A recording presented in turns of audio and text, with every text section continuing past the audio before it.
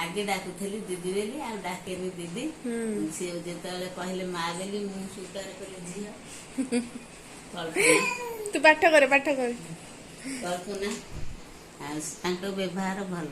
ହଁ